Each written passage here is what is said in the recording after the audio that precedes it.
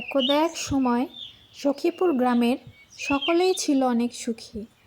তারা ছিল অনেক কঠোর পরিশ্রমী হলেও তাদের মনে কোনো শান্তি ছিল না। সব সময় ভয়ে ভয়ে থাকতো। শিশুদের মনে মুখে কোনো হাসি ছিল না। বিকাল গড়িয়ে সন্ধ্যা নামতে নামতেই রাক্ষসের প্রকোপ বাড়ত। সন্ধ্যার পর বা রাত্রে যদি কেউ বাহিরে যেত তাহলে রাক্ষসী তাকে ধরে ফেলত। কেউ যদি কোনো দরকারে বাড়ির বাইরে যেত তাহলে রাক্ষসী তার মুন্ডু কেটে আলাদা করে নিত। যত দিন যাচ্ছিল রাক্ষসের প্রকোপ যেন ততই বেড়ে চলছিল। গ্রামের মানুষ অতিষ্ঠ হয়ে গেছিল। গ্রামের মানুষের মধ্যে ভয়ে আতঙ্কে যেন কোনো শান্তিই ছিল না। তারা নিরুপায়ভাবে থাকত। রাক্ষসীকে কোনোভাবে বধ করা যাচ্ছিল না। এদিকে রাক্ষসী যেই না কাউরে দেখেছে বাহিরে তাকেই ধরে নিয়ে যেত এবং মুন্ডু আলাদা করে ফেলত। সন্ধ্যা নামলেই রাক্ষসী সকলের বাড়ির আশেপাশে ঘোরাফেরা করত। কেউ যদি বাহিরে বেরোতো তাহলে তাকেই সে ধরে তার মুন্ডু আলাদা করে ফেলত। কিরে, আজকে কেউ বেরোসনি? আমার রক্ত খাওয়ার সময় চলে এসেছে, বেরো। আর কতক্ষণ দরজা বন্ধ করে থাকবি? কোনো না কোনো সময় তো বেরোবি, তখন তোদের ধরে নিয়ে যাব, তোদের মুন্ডু আলাদা করে নেব। এমনভাবে রাক্ষসী প্রতিদিন রাতে কারো না কারো মাথা আলাদা করে ফেলে এবং নতুন নতুন শিকার করে। আজকে কেউ নাই তো মনে হচ্ছে বাহিরে। এখনো তো কারো মুন্ডু পেলাম না, আজ রাতে কি খাবো? একটু পরে দেখা যায় রাক্ষসীর হাতে মালতীর ছেলের মন্টুর মাথা দেখা যায়। সে আজকে মন্টুকে শিকার করেছে। এভাবেই প্রতিদিন রাক্ষসী কাউকে না কাউকে শিকার করে নিত। পরের দিন সকালবেলা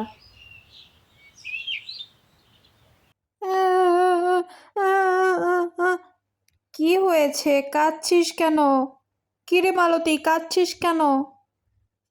কি হয়েছে বলবি তো?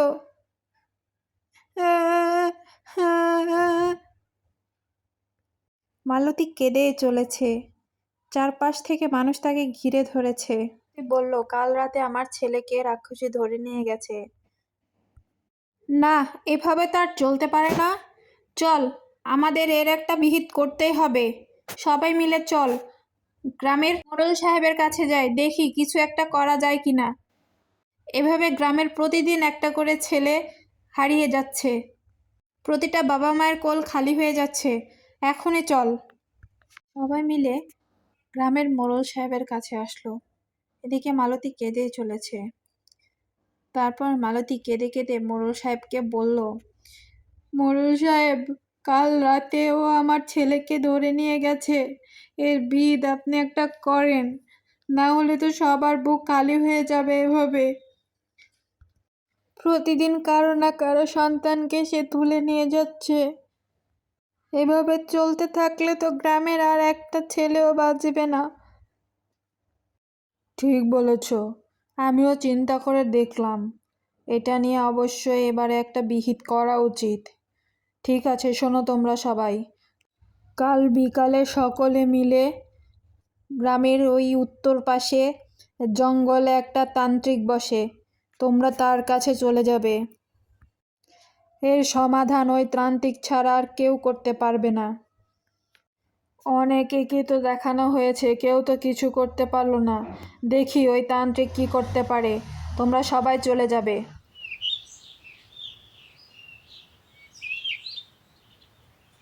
পরের দিন সকলে মিলে তান্ত্রিকের কাছে যেতে লাগলো।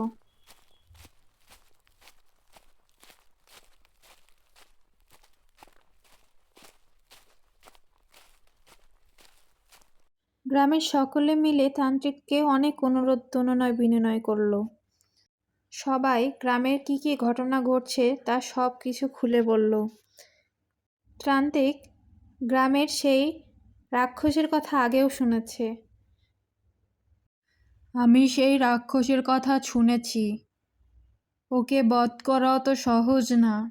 ও অনেক শক্তিশালী। পরেও আপনারা কোনো চিন্তা করবেন না। আমি আমার সর্বোচ্চ দিয়ে চেষ্টা করব তাকে বধ করার জন্য। সে যতই শক্তিশালী হোক, আমার তন্ত্রমন্ত্রের কাছে সে হার মানতে বাধ্য। প্রান্তিকের কথা শুনে গ্রামের মানুষ একটু নিশ্চিত হলো। পরের দিন প্রান্তিক যজ্ঞের আয়োজন করলো। সে রাক্ষসীকে হাজির করলো। কি রে, তুই আমাকে এখানে কেন ডেকেছিস বল? কি হয়েছে বল, তুই আমাকে এখানে কেন রাখলি?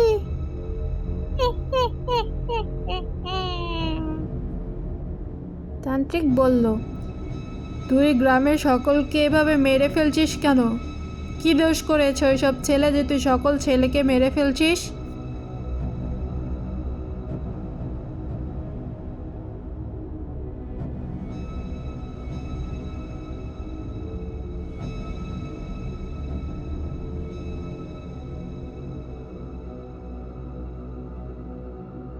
রাক্ষসী হাজির হতেই তান্ত্রিক বলল, কিরে, তুই গ্রামের সকলকে এত জ্বালাচ্ছিস কেন? তুই প্রত্যেকটা ছেলেকে মেরে ফেলছিস কেন এভাবে?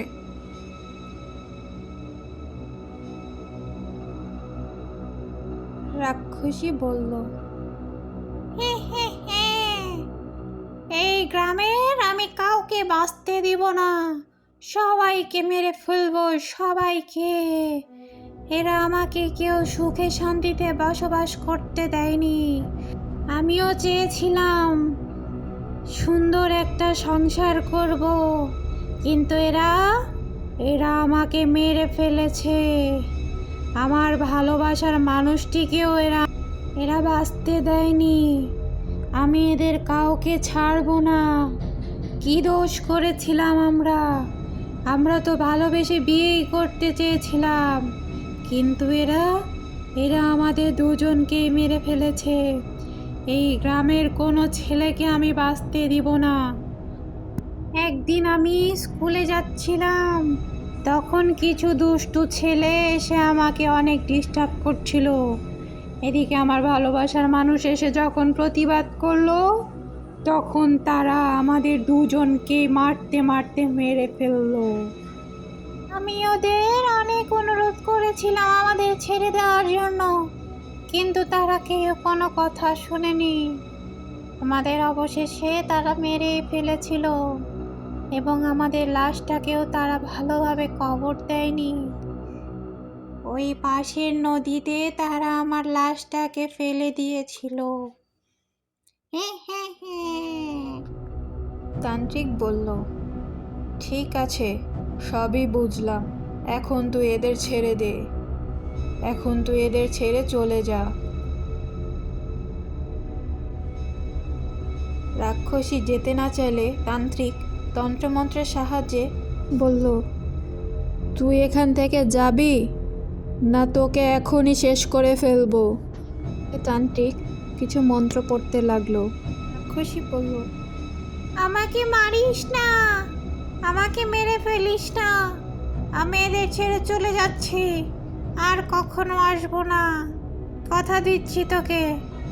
এই বলে রাক্ষসী সেখান থেকে চলে গেল। আর কোনোদিন সেই গ্রামে রাক্ষসী ফিরে আসেনি। রাজশাহী জেলার সাতবাড়িয়া ছোট্ট একটি গ্রাম। একদিন সন্ধ্যাবেলা রবিন ও তার মামা বের হয়েছে ঢাকা যাবে বলে। তাদের গাড়ি রাত 10টায়, তাই সন্ধ্যায় তারা বের হয়ে গেছে। কারণ সন্ধ্যার পরে তাদের কোনো গাড়ি ঘোড়া চলে না এই রাস্তায়। গাড়ি না পেলে তাদের 20-25 মিনিট হাঁটতে হবে। এই ভেবে তারা সন্ধ্যায় বের হয়ে পড়েছে। রবিন ঢাকায় পড়াশোনা করে, আর তার মামা কোনো একটা কাজের জন্য ঢাকা যাচ্ছে। তাই তারা দুজনে একসঙ্গে ঢাকার উদ্দেশ্যে রওনা হয়েছে। প্রায় 10 মিনিট হাঁটার পরে মামা বলল, এই রবিন, দাঁড়া। তারা দুইজনেই দাঁড়িয়ে পড়ল। মামা বলল, এই রবিন, আমি তো ফোনটা রেখে এসেছি ভুলে বাড়িতে। তুই এখানে দাঁড়িয়ে থাক, আমি বাড়িতে গিয়ে ফোনটা নিয়ে আসি। ফোন ছাড়া তো আর 1 মিনিটও চলবে না। সকল ইনফরমেশন তো ফোনেই আছে। ফোন ছাড়া তো কোনো কাজ হবে না। তুই এখানে একটু দাঁড়া, আমি এখনই ফোনটা নিয়ে আসতেছি। এ কথা বলে মামা ফোন নিতে বাড়ির দিকে রওনা হলো। রবিন বলল, ঠিক আছে মামা, তুমি যাও, আমি এখানে দাঁড়িয়ে আছি। মামা চলে যেতেই রবিন আশেপাশে দেখলো যে কোনো বসার জায়গা আছে কিনা। চারপাশে অন্ধকার, কুকুরগুলো কেন জানি ডাকছে। সামনের বাড়িটা আফসা আলোর ছায়াতে হালকা হালকা দেখা যাচ্ছে। বাড়িটা কেন জানি খুবই অদ্ভুত দেখাচ্ছিল। বাড়ির সামনে গিয়ে দাঁড়ালো। রবিনের মনে মনে একটু ভয়ও হচ্ছিল। চারিপাশে কেউ নেই, সে শুধু একাই দাঁড়িয়ে রয়েছে। বাড়িটা দেখতে যেন কেমন অদ্ভুত। চারিদিকে ঝিঝি পোকার ডাক আর দূর থেকে কিছু কুকুরের আওয়াজ ভেসে আসছে। গ্রামে সন্ধ্যা নামলে যেন নিস্তব্ধতা কাজ করে। কোথাও কোনো লোকজন দেখা যায় না। কেমন যেন একটা গা ছমছমে পরিবেশ। এসব ভাবতে ভাবতেই রবিনের কানে একটি কান্নার আওয়াজ ভেসে আসলো। কান্নার আওয়াজটা এমন ছিল যে কেউ মরা বাড়িতে মরা কান্না করছে। এদিকে হঠাৎ করে বৃষ্টি শুরু হয়ে গেল। বৃষ্টির মধ্যে রবিন কোথায় যাবে, কি করবে কিছুই বুঝতে পারছিল না। হঠাৎ করে রবিন বাড়ির দরজায় কড়া নাড়ল। বাড়িতে কেউ আছেন? শুনতে পাচ্ছেন কেউ? বাড়িতে কেউ কি আছেন? আমাকে কি একটু জায়গা দেওয়া যাবে? বাহিরে অনেক বৃষ্টি হচ্ছে। আমার কথা শুনতে পাচ্ছেন? একটু দরজাটা খুলুন। কি ব্যাপার, এত করে ডাকছি, কেউ কোনো সাড়া দিচ্ছে না কেন? কিন্তু বাড়ির ভেতর থেকে তো আওয়াজ আসছে, মনে হচ্ছে কেউ বাড়ির ভেতরে কান্না করছে। কেউ কি কোনো বিপদে পড়লো? দরজা তো খুলবে, দরজা খুলছেন না কেন? দরজা না খোলাতে রবিন এসে বাহিরে রাখা একটি বেঞ্চের উপর বসে পড়ল। রবিন ওখানে বসতেই কান্নার আওয়াজ যেন আরও তার কান ভেদ করে চলেছে। কান্নার আওয়াজ যেন আরও বেড়েই চলেছে। রবিন মনে মনে ভাবছে, এটা কি হচ্ছে আমার সাথে? কে কান্না করছে ভিতরে? এত করে ডাকলাম, কই কেউ তো দরজা খুলল না। বাহিরে ভালোই বৃষ্টি পড়ছে, মামাও আসছে না। আর কতক্ষণ এভাবে বসে থাকবো? রবিন এসব একাই বিড়বিড় করছিল। হঠাৎ তার ফোন বেজে উঠল। এখন আবার কে ফোন দিল দেখি তো। দেখলো তার মামা কল দিয়েছে। হ্যাঁ মামা বলেন। তার মামা বলল, রবিন, আজকে ঢাকা যাওয়া হবে না। তোর মামির খুব শরীর খারাপ করেছে। আর বাহিরেও তো অনেক বৃষ্টি। শুনলাম নাকি ঝড় আসবে। তুই বাড়ি চলে আয় তাড়াতাড়ি। সব ঠিকঠাক থাকলে পরশুদিন যাব ঢাকা। তুই চলে আয় তাড়াতাড়ি বাড়িতে। তোর বাবা মাও শুনলাম অনেক টেনশন করতেছে। ঠিক আছে মামা, এখনই আসতেছি আমি। কথা শেষ করে রবিন উঠে দাঁড়ালো বাড়ির উদ্দেশ্যে রওনা হবে বলে। বৃষ্টি হালকা হালকা পড়ছে, তারপরেও সে বাড়ির উদ্দেশ্যে রওনা হলো।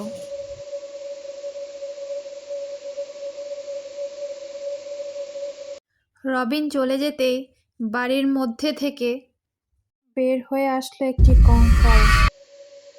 তার অট্ট হাসি।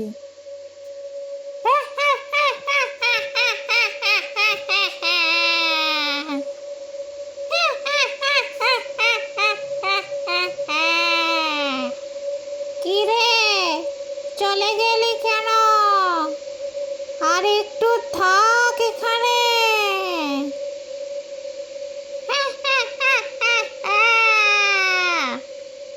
গলায় ওই তাবিজ না থাকলে তোকে আজকে দেখাতাম।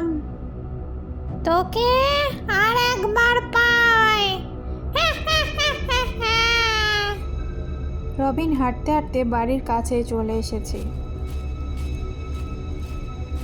বাহিরে বৃষ্টিটাও কমে গেছে। পথে কোনো লোকজন নেই। রবিন শুধু একা। মাঝে মাঝে ঝিঝি পোকার ডাক শোনা যাচ্ছে।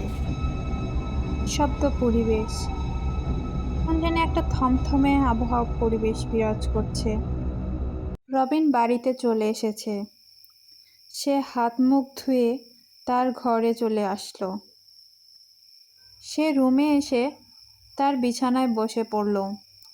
বিছানায় বসে বসে সে ভাবছে, সে আজ যে কান্নার আওয়াজ শুনেছিল সেটা কিসের। তার মাথা থেকে যেন সে কান্নার আওয়াজ মুছেই যাচ্ছে না। বারবার কেন জানি না সেই কান্নার আওয়াজের কথাই তার মনে পড়ছে। সে কোনোভাবেই সেই আওয়াজের কথা ভুলতে পারছে না। সেই আওয়াজটা ছিল কেন জানি এক অদ্ভুত ধরনের আওয়াজ। ভাবতে ভাবতে রবিন খুব ক্লান্ত হয়ে গেল। সে ক্লান্ত হয়ে তার বিছানায় শুয়ে হঠাৎ ঘুমিয়ে পড়ল। ঘুমের মধ্যে তার কিছু কথা তার কানে আসছিল। সে আচমকা ঘুম থেকে বিছানায় উঠে বসল। পাশের রুমে তার মা, বাবা ও দাদি গল্প করছে। তারা সেই বাড়িটার গল্প করছিল। সেই বাড়িতে নাকি একটি দোকানের দোকানি থাকতো। বাড়িতে শুধু দোকানদার এবং তার স্ত্রী বসবাস করত। একদিন রাতে দোকানদার নাকি বাড়িতে না গিয়ে দোকানে ঘুমায়। সকালেও সে বাড়িতে যায়নি এবং দোকানও না খোলায় তার বাসার লোকজন এসে দোকানে টোকা দেয় এবং ফোনে অনবরত কল দিতে থাকে। কোনো সাড়া শব্দ না পেয়ে দোকান ভেঙে দেখে দোকানদার গলায় ফাঁস দিয়েছে এবং এটা শোনার পরে তার স্ত্রীও সে বাড়িতে নাকি ফাঁস দিয়ে মারা গেছে। কথা শোনার পর রবিনের মাথায় যেন আকাশ ভেঙে পড়েছে। এগুলো কি শুনছি আমি? তাহলে সন্ধ্যাবেলা যে আমি কান্নার আওয়াজ শুনলাম, এটা কি ছিল তাহলে? রবিনের পুরো শরীর ঠান্ডা হয়ে আসছে এবং পুরো শরীর বেয়ে দরদর করে ঘাম ঝরছে। রবিন পুরো নিস্তব্ধ হয়ে বিছানায় বসে আছে। এদিকে বাহিরে আমরা দেখতে পাই সেই কঙ্কালকে।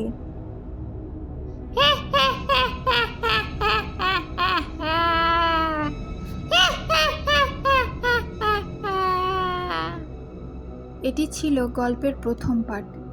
দ্বিতীয় পার্টটি দেখার জন্য চোখ রাখুন আমাদের কার্টুন গল্পে। ধন্যবাদ। আহ কি যে খুশি লাগছে। আজকে নদীতে অনেক বড় বড় মাছ পেয়েছি। বাজারে গিয়ে এগুলো বিক্রি করলে অনেক টাকা পাওয়া যাবে। আজকে মাছগুলো বিক্রি করে বউয়ের জন্য একটা শাড়ি আর কিছু ভালো মন্দ বাজার করে নিয়ে আসবো। সাথে কিছু মাংসও নিয়ে আসবো। অনেক দিন মাংস খাই না। হাঁটতে হাঁটতে কালু যখন তেপান্তরের মাঠে এসেছে তখন আহ, কিসের গন্ধ রে? এ তো দেখি মাছের গন্ধ। কতদিন মাছ খাই না। সব মাছ খেয়ে নেবো আজকে। কি স্বাদ! কতদিন পর এরকম মাছ খেতে পেলাম। কি যে মজা! ডাইনি কালুর সব মাছ খেয়ে ফেলেছে। কালু বুঝতেই পারেনি। কালু হাঁটতে হাঁটতে ফাঁকা ঝুড়ি নিয়ে বাজারে চলে আসলো। কালুর মনে তো মহা আনন্দ। আজ সে মাছ বিক্রি করে অনেকগুলো টাকা পাবে। কালু মাথা থেকে যেই না মাছের ঝুড়ি রেখেছে অমনি দেখে চমকে উঠেছে। এ কি, আমার সবগুলো মাছ কই গেল? এই তো দেখি মাছের কাঁটা পড়ে আছে। মাছের ঝুড়ি পুরাই ফাঁকা, শুধু কয়েকটা মাছের কাঁটা ছাড়া আর কিছুই নেই। কালু হতাশ হয়ে গেল, কি করবে বুঝতে পারছে না। সে হতাশ হয়ে বাড়িতে ফিরল। কালুর বউ দূর থেকে দেখলো কালু বাড়িতে আসছে, হাতে কোনো বাজার নেই। তাকে জিজ্ঞাসা করলো, কি গো, কি হয়েছে? হাতে যে কিছুই নেই, খালি হাতে বাড়ি এসেছো কেন? কোনো বাজার করনি যে? কালু উত্তর দিল, জানি না আমার সাথে আজকে কি হয়েছে। সকালে তো তোমার সামনে দিয়েই আমি ঝুড়ি ভরে মাছ নিয়ে গেলাম।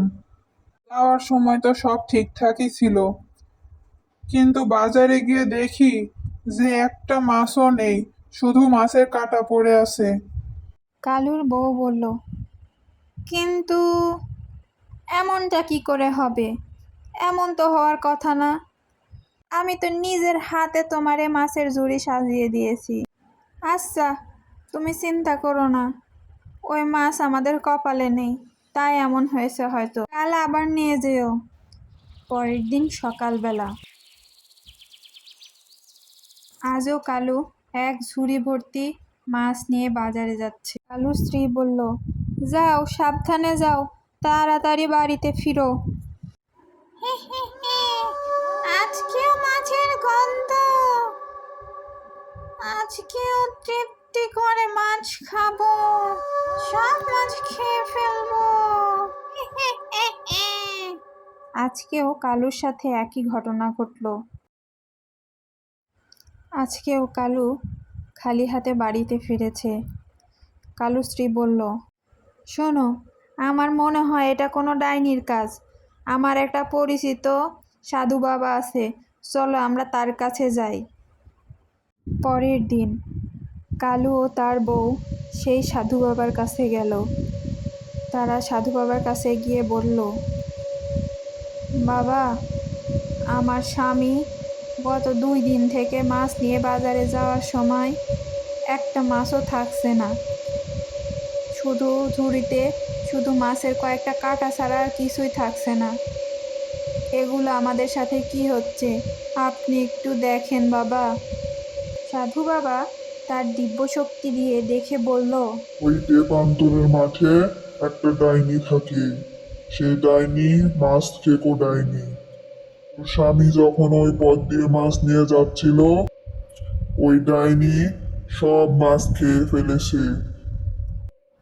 এই নে ধর, এই মাছগুলো রাখ।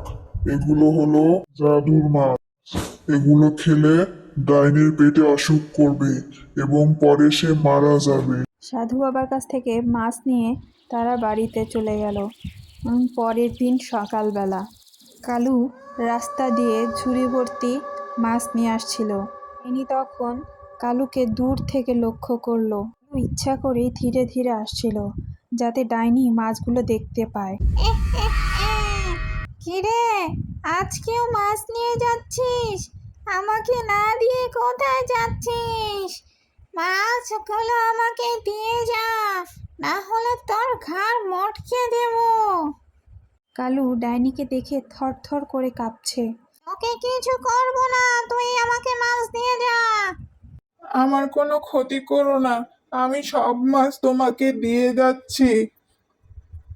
দে দে, সবগুলো মাছ রেখে যা, কতদিন মাছ খাই না, এই যে কি মাছের স্বাদ। কালু মাছ রেখে দৌড়ে পালালো। এদিকে ডাইনি মাছ খেতে বসলো। আহ, কি যে স্বাদ! আহ, এরকম যদি প্রতিদিন মাছ পাই, কি যে মজা হবে। ডাইনি মজা করে মাছ খাচ্ছিল। হঠাৎ তা আমার কি হচ্ছে? আমার পেটের মধ্যে এরকম করছে কেন? আরে, আমার পেট জ্বলে গেল রে! আমার পেটের মধ্যে এত জ্বালা করছে কেন? আমাকে কেউ বাঁচাও! আমি আর কোনোদিন মাছ খাবো না, আমাকে বাঁচাও!